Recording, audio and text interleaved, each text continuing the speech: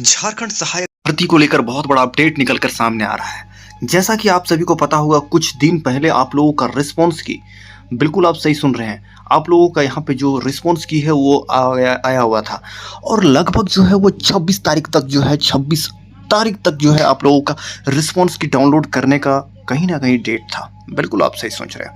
लेकिन अब जो है वो बिल्कुल आपको पता होगा कि साइंस और यहाँ पे सोशल साइंस, ये दोनों के लिए जो डेट दिया गया है, मई मई जो है वो सेकंड वीक ऑफ मई से लेके थर्ड वीक ऑफ मई के बीच में जो है कभी भी आप लोगों का जारी हो सकता है। लोग जो है 15 से 20 तारीख के बीच में एकदम बिल्कुल उम्मीद जताए बैठे हैं। लेकिन जेएसएससी एक्टिव है, जेएसएससी सोई नहीं है। जेएसएससी जो है हाई कोर्ट के डिसीजन का उल्लंघन नहीं कर रही है। अभी देखिए, बहुत सारे ऐसे सीट थे, मतलब शिफ्ट थे, जिसमें कहीं न कहीं जो है वो जो उत्तर आप लोगों का दिया हुआ था, उसमें कोई भी नंबर नहीं था। मतलब कहीं न कहीं जो आंसर था ना, आंसर वो बिल्कुल खाली था। आपने क्या मारा है वो तो दिख रहा था, लेकिन सरकार ने क्या मान रहा है उस चीज़ के बारे में नहीं दिख रहा था। तो उसी मुद्दे पर आज जो है कहीं न कहीं जेएसएससी के द्वारा जो है वो नोटिस जारी हो गया है। नोटिस के बारे में इन्फॉर्मेशन दूँगा, सीटेट के बारे में इन्फॉर्मेशन दूँगा कि सीटेट का क्या चल रहा है, जेटेट के बारे में भी क्या चल रहा है, क्या जॉइनिंग, डीबी, सारे मुद्दों पर आपका भाई बात करेगा। लेकिन अगर आपने चैनल को सब्सक्राइब नहीं किया है, तो करो सबसे पहले जाके इस चैनल को सब्सक्राइब। मैं इतना मेहनत करता हूँ, आप लोग देखते हो, चले जाते हो, तो ये कोई फैक्ट नहीं हुआ। चलिए, ये सब में मैं लेट नहीं करना चाहूँगा। अगर आपको मन होगा, इच्छा होगा, तो आप चैनल को सब्सक्राइब ज़रूर करोगे। ये देखिए, जेएसएससी के द्वारा जो नोटिस जो है अभी जारी हुआ है। देखिए यहाँ पे आपको डेट दिख जाएगा 5/5/2025। बिल्कुल आप सही सोच रहे हैं, यहाँ आपको डेट दिख जाएगा।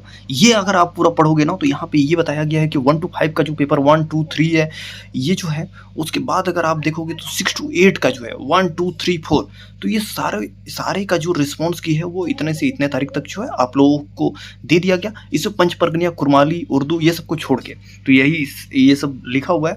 उसके बाद अगर आप इधर देखोगे ना, तो यहाँ पे एक लगभग एक चार्ट दिया हुआ है। लोग समझ नहीं पा रहे हैं। लोग कुछ लोग तो इस चीज़ में भयभीत हैं कि क्या ऐसा तो नहीं कि जो टीचर ऑलरेडी हैं उन लोगों का आ गया। नहीं भाई, ऊपर सहायक आचार्य है, आप लोग देख लो।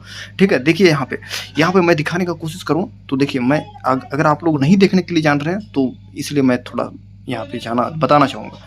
देखिए, ये जो है पेपर 2 जो है, पेपर 2 यहाँ पे हुआ था। और यहाँ 2 मई को जो पेपर हुआ है, देखिए 2 मई, 3 मई, 12 जून, 12 जून, ठीक है। तो अगर किन्हीं का सपोज दैट मान कर चलते हैं कि किन्हीं का जो है वो एग्ज़ाम 12 जून को था। अब 12 जून को जो है उसका एग्ज़ाम शिफ्ट 1 में था। तो यहाँ पे दिखेगा कि देखिए, मैंने सबसे पहले वो ये देखेंगे कि मैंने यहाँ पे देखिए 12 जून कहाँ दिख रहा है। तो देखिएगा कि यहाँ पे 12 जून है, यहाँ पे भी है, और यहाँ पे भी है 12 जून, और यहाँ पे भी है 12 जून। तो ये 4 गो 12 जून है। लेकिन मेरा जो एग्ज़ाम है वो फर्स्ट शिफ्ट में हुआ था। तो फर्स्ट शिफ्ट यहाँ पे भी है, फर्स्ट शिफ्ट यहाँ पे भी है, और फर्स्ट शिफ्ट यहाँ पे भी है। यानी कि देखिए, तो यहाँ पे उसको ये दिखेगा कि देखिए, कहीं ना कहीं उड़िया, पंच परगनिया, यहाँ पे पंच परगनिया।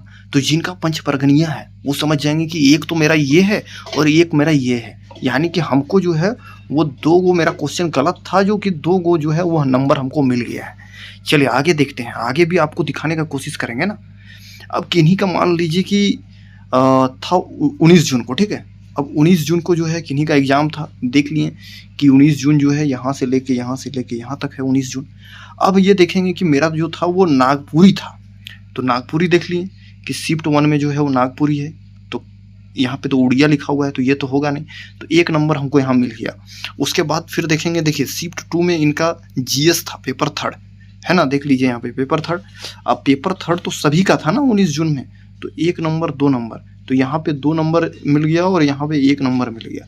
यानी कि इनका जो है, इस बंदे का 3 नंबर मिल गया। तो मैं एक आपको रेंडमली बता रहा हूँ कि क्या है। लेकिन ये जो नोटिफिकेशन आया है, इसमें ज़बरदस्त तो ये है कि कुछ शिफ्ट में इतना ज़्यादा दिया गया है, इतना ज़्यादा क्वेश्चन दिया गया है कि आप सोच नहीं सकते हो। बिल्कुल नहीं आप सोच सकते हो। देखिए 14 जुलाई का अगर मैं दिखाने का कोशिश करूँ, तो शिफ्ट 3 में देखिए 1 2 3 4 5 है। लेकिन आपको 6 to 8 का मैं दिखाना चाहूँगा। आप लोग थोड़ा सा लाइन में रहिए, ठीक है।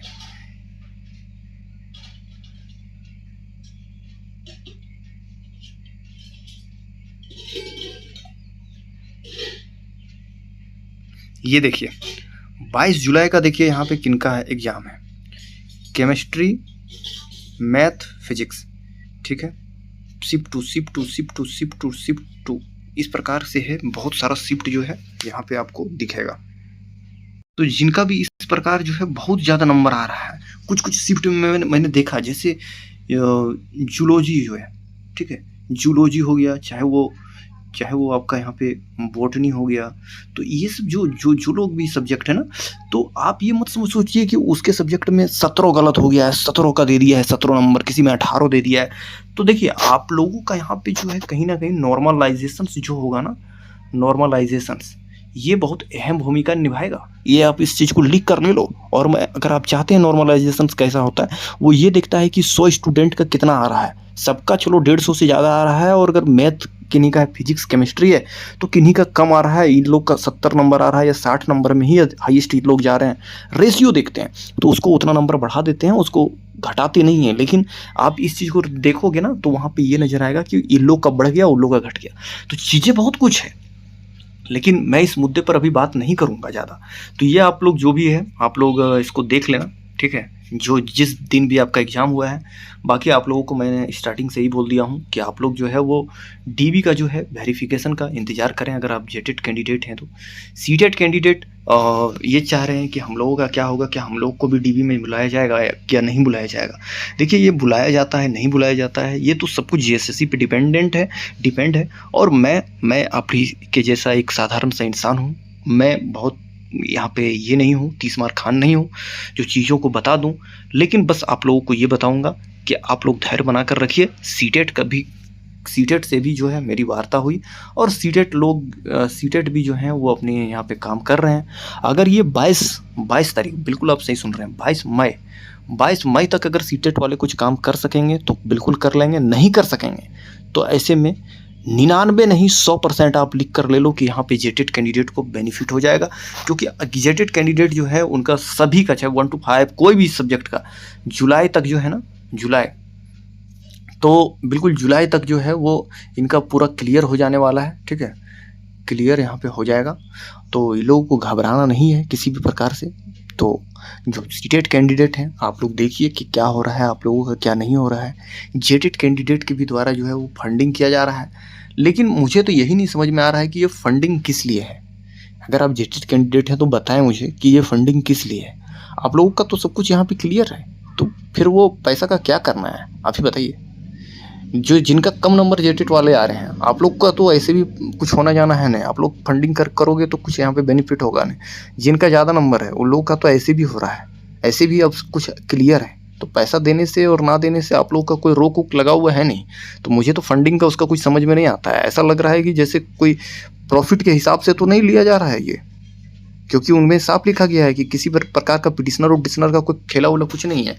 तो आप लोग देख लें। बाकी कोई भी क्वेश्चन हो, कोई भी आपका क्वेरी हो, तो आप जो है वो कमेंट बॉक्स में कमेंट जरूर करें।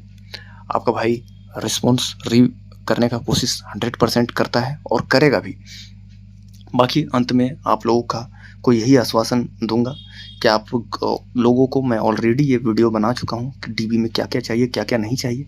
तो चलिए यहीं पे वीडियो को अंत करते हैं। जाते जाते आपसे यही बोलूँगा, चैनल को सब्सक्राइब कर लो।